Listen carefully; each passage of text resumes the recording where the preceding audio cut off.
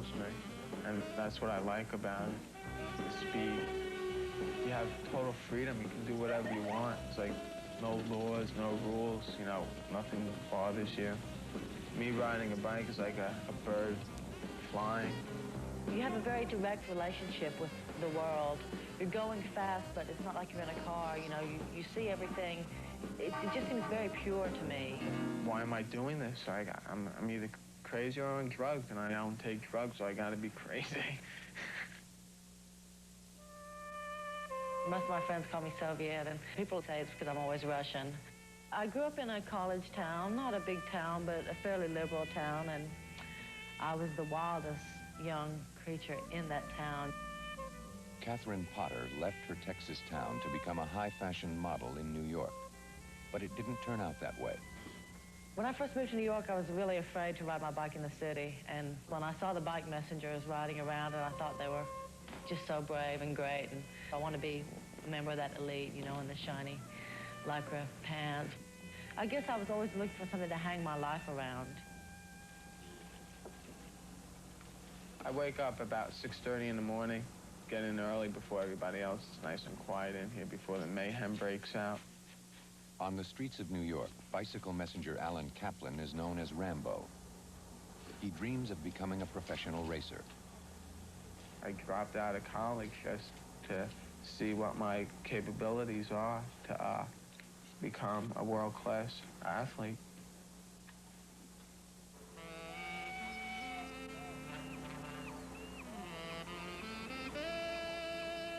Well, New York City is like it's like a jewel when I go over the bridge in the morning. The bridge just sings, and it's mine. When I'm coming over the bridge, I rule. After I get in the office, my mood changes considerably. You get in there with the phones ringing and the people yelling, and but in the morning, things are still pretty pure and clean. By mid-morning, the city cranks up to full gear. On a good day, millions of people and nearly 1 million cars crowd the traffic-choked streets. On a bad day, no one moves at all, except maybe people willing to brave New York on a bicycle. Some of the best turn their mobility into a living. In lofts and storefronts scattered through the fringes of Manhattan are scores of bike messenger companies like Lightspeed. Okay. Lightspeed. Yeah. Lightspeed. All right, then I pick up on 267. Pick up at Iverson. At the nerve center of a company are dispatchers, fielding calls from frantic customers and maneuvering messengers like Rambo and Soviet around the city. Send Soviet down. Engine empty at East 91st Street. Was Paul given that run? Yes, he was. Fill this in.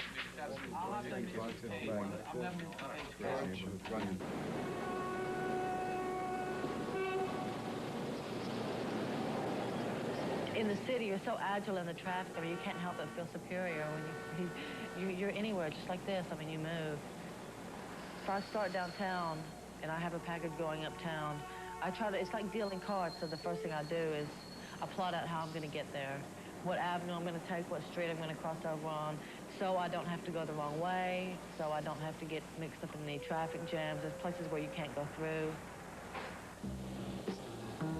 Every day delivering messages is like I think it's like a race. You know, you can't let up whatsoever. I mean, usually I don't even put on my brakes whatsoever because I know if I'm going to put on my brakes, it'll slow me down for a couple of seconds.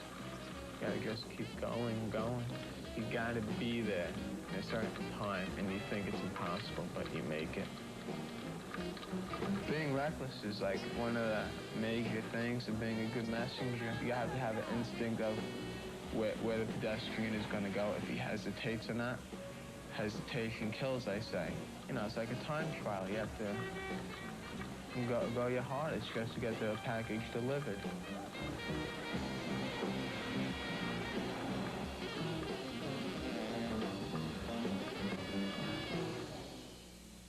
I went to get a job as a bicycle messenger so I could ride as a bicycle messenger and feel what it meant to be a bicycle messenger. Urban anthropologist Jack Kugelmass.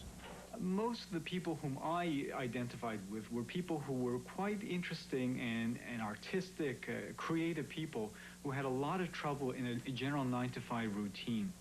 And these people turned to messengering because it offered them a chance to do something very concrete and very specific that they could see themselves as being very successful in. You carry nothing with you at the end of the day. The job is complete, it's over. There are very few things in life that offer you that kind of opportunity to feel accomplished at the end of the day. I mean, I feel sorry for people that have to sit in an office all day. You know, I feel like I'm lucky, but to be doing what I love to do and getting paid for it. Good. I'm going to 150 West 26. Good. I have the envelope here. Oh, okay, thanks. Okay. Have a good trip. Yeah, you too. Take care. Bye. Well, there have always been messengers, you know, since the Roman Empire before. I mean, I laugh when I tell people I'm in the oldest profession. They don't think I'm talking about being a messenger. I said, well, somebody had to carry the notes. Everyone wants a chance to feel exceptional, but there are very few opportunities in life that allow us to feel that way.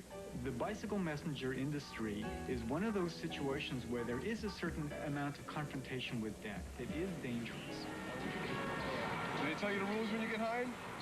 Oh yeah, I've known these rules since before I was even hired as a messenger. So you know not to go through red lights then, huh?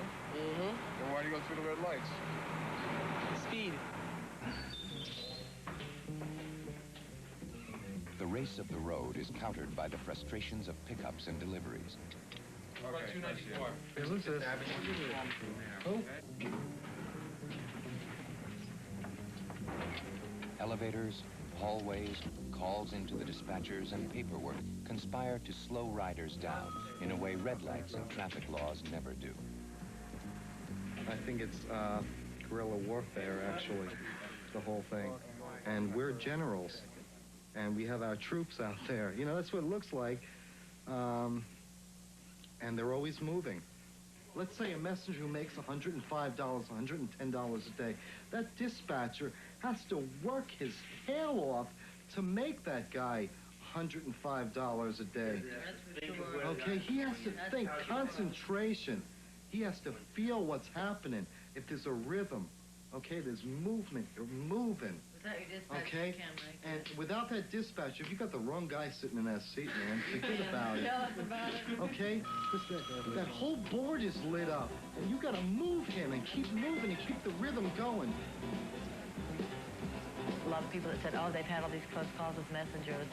The messengers might not have thought it was a close call. You know, I know how fast I'm going in relation to another moving vehicle, and I know when I've had a close call, and most of the time when you do, the motorist doesn't even know you had 6 inches and you took it, and you know, you went with it. I mean, sometimes you take risks, and when you take risks, sometimes you lose. My comment is that they're dangerous. They can kill you. Right away in New York is determined by velocity and tonnage, you know, and pedestrians are down near the bottom of the list, you know. I don't think they're ready for us. They're not used to, they're not prepared for us. They're only looking for cars, really. And they'll be looking, and you can look right in their eyes and say, this man is looking at me. He knows I'm here. I'm going here. But they don't see you. They look through you. You're transparent.